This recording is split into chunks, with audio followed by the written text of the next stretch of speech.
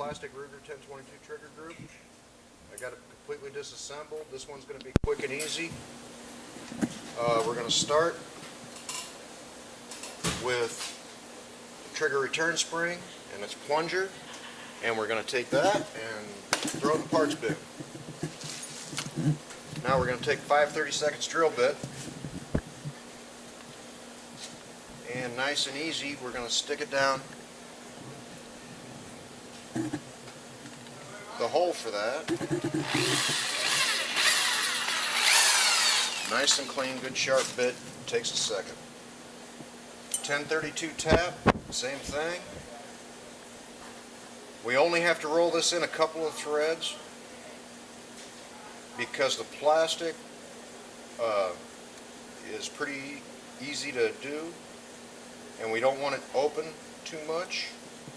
And the set screw we're about to put in here will cut its own way through and hold it tight so we don't have to use any Loctite in that. And if I find the right Allen wrench and the right set screw, this is a Ace Hardware 1032 by 3/8 hex bolt. Going in from the back with the Allen wrench and the inside of the trigger,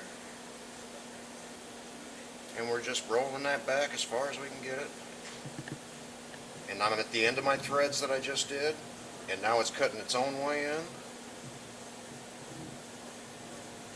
And I'm going to have to use pliers here in a second on this wrench because it's tight, and that's what we want, because we don't ever want, once we set this, we don't want it to move anymore. It'll be set it once and then never touch it again. But because it's adjustable, we'll be able to dial it exactly where we need it to be, and it'll be perfect. Alright, next step is we take the wonderful plastic triggers that Ruger supplies us with, and the other drill, and that's my spring pocket cutter. You can make one of these. I'm not making one for you because I'm just not going to do it. Now we're putting the sear in for some support because these plastic triggers like to have a little bit of give. Normally I replace these with aluminum triggers just out of spite. But at the build party here we're kind of short on some parts. We're setting it up just like that. And there's this great groove right here on the table. We're going to put that in. And now we're going to spin this slow because this plastic likes to melt and smear.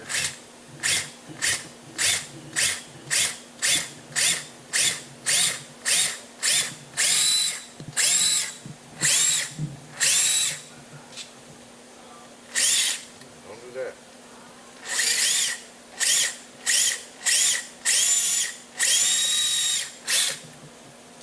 In my tutorial on Weapons Guild is information on how to make one of those, and that's all that's good for, and it does a great job of it.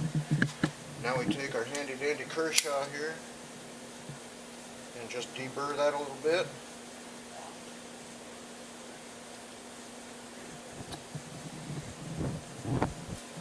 And now we go to our spring. I had a friend of mine who has the jig already made up make me a whole bunch of these springs.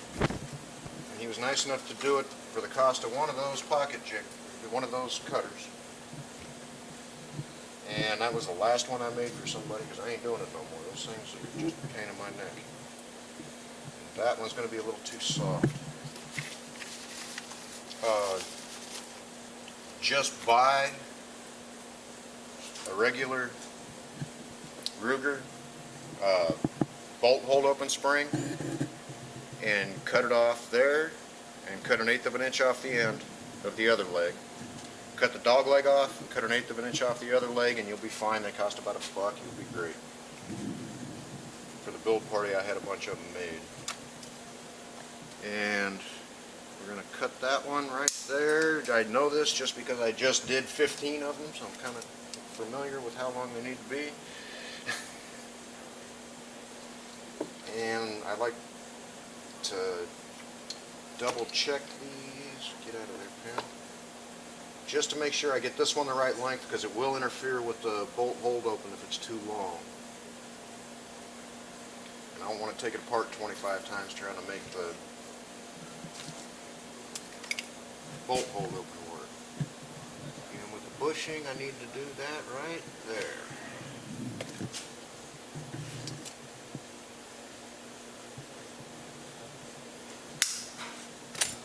And that's what it should look like. Now the next thing we're going to do,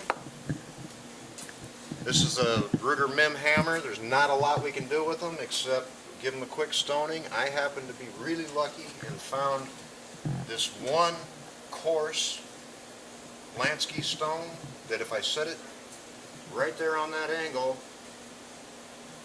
with that hammer sitting just like that is the exact right angle for this trigger job. I have a dozen other Lansky stones and none of them are right.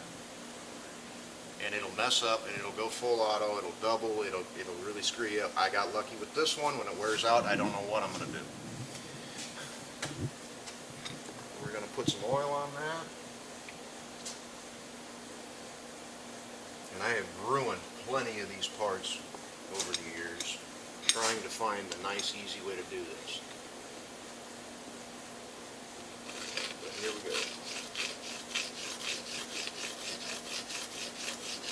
I'm going to have Brian take a picture of one of his with his micro camera so that you guys can see exactly what this needs to look like.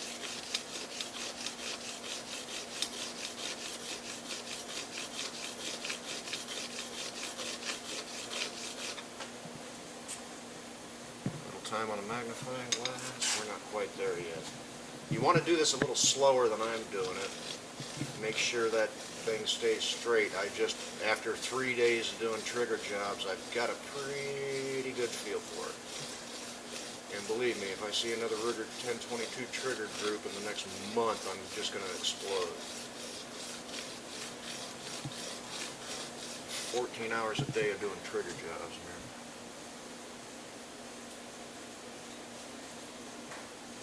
A little bit more. You want to keep this nice and square. Just lots of oil. Go slow.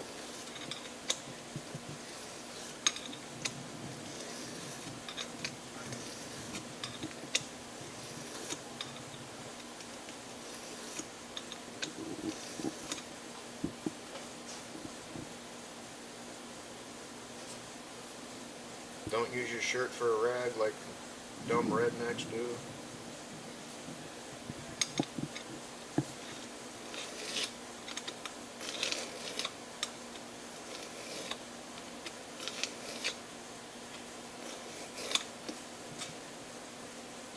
And that's there. We're done with that one. Now the next thing we're going to do is take the Dremel tool and my silver pencil if we can find it. And we're going to cut this heart shape out of here. But it needs to have a curve on top of it to make this work. And this is to automatically release the bolt, so all you have to do is grab the handle and drop it instead of having to fight with it like you do on the normal ones. Some of you guys that go to clubs that require you to have a bolt hold open, this is great. I never use mine unless I'm sitting here in the room with all these people, but when other than that, I never use mine. So here we go.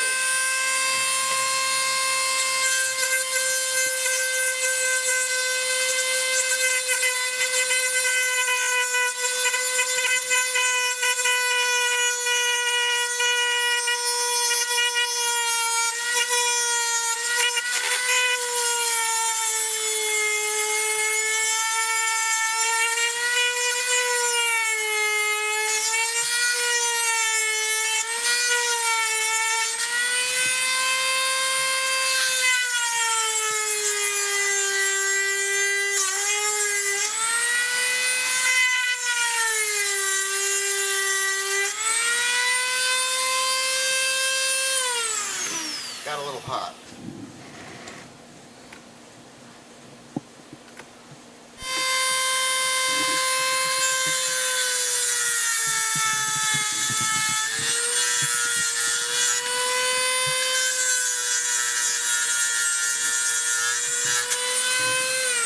Now that we burn up all Ted's Dremel bits, should look like that. Nice rounded surface on top. We'll take a little bit of file and make sure there's no burrs on there.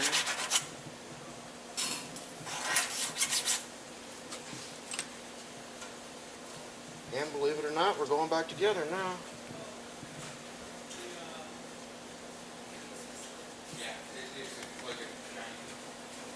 First thing we're going to do is put the disconnector in.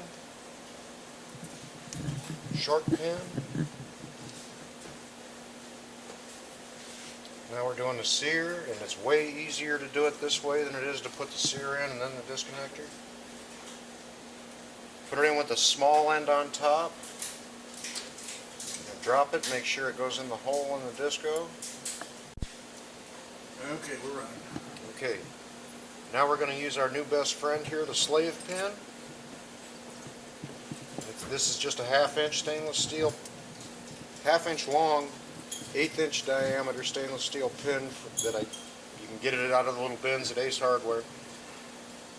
And this makes our assembly much easier. Now we're taking our new trigger return spring and we're putting it in our slot, and this is the proper relationship for that spring.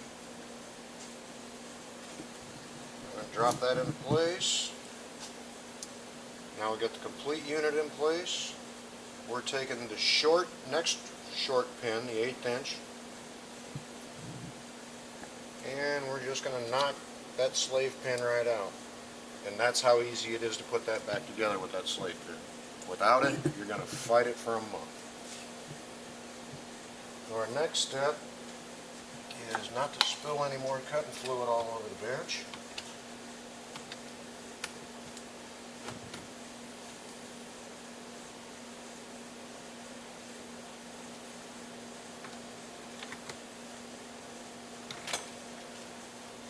Putting the hammer in,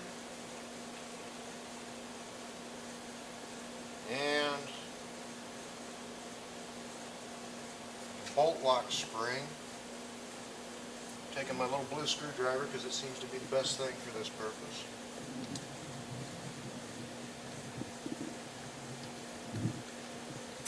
We're going to push that spring back.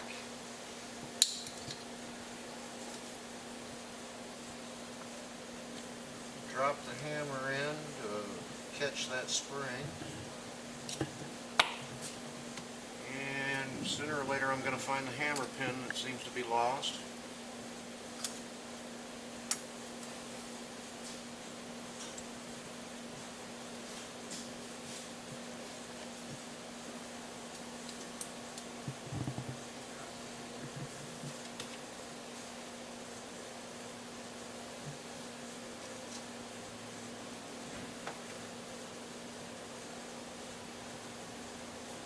And ease that sucker in place. Now,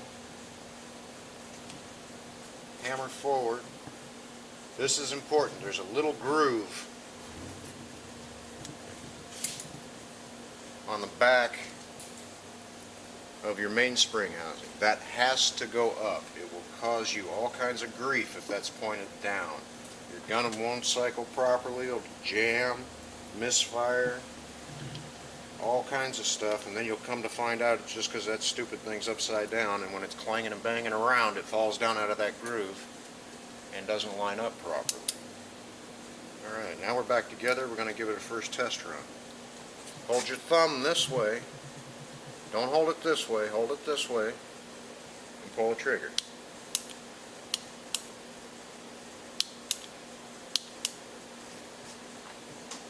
Now we're going to test our sear engagement, so we're trying to mimic the bolts. We want to do this as fast as we possibly can. And that's okay. With the Rugers, they're pretty fickle, so you got to twist and turn. Now we're going to check the disconnect. With the trigger pulled, we're going to do the same motion. And the sear is catching every time. Trigger reset.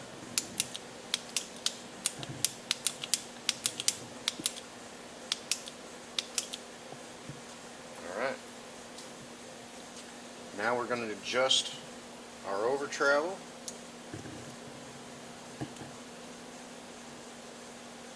And basically I just run this screw in a good ways, and the gun won't fire. So now I'm going to back it out an eighth to a quarter of a turn at a time. You have to reset the trigger every time you try this that it doesn't go off. You do that by just pushing down on the hammer. And there we go.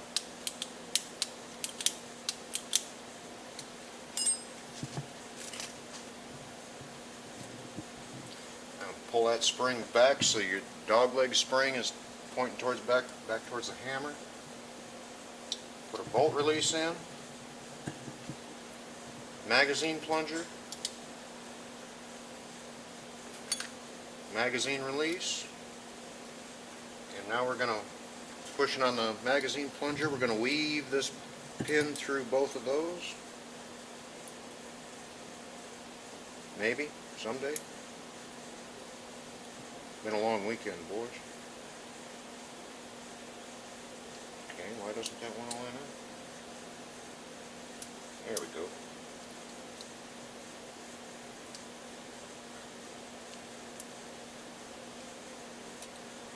Alright, bottom one's in. Now we're going to do the top one. We're coming in from the port side.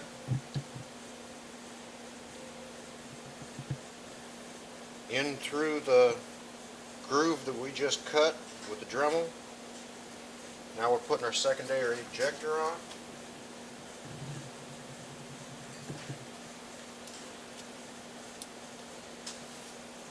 Now the tricky part is we have to push that spring down and trap it underneath that pin. And that dog leg has to engage that little notch down there on your bolt hold open. And now we just push it through. And that's back together. You want to pull this?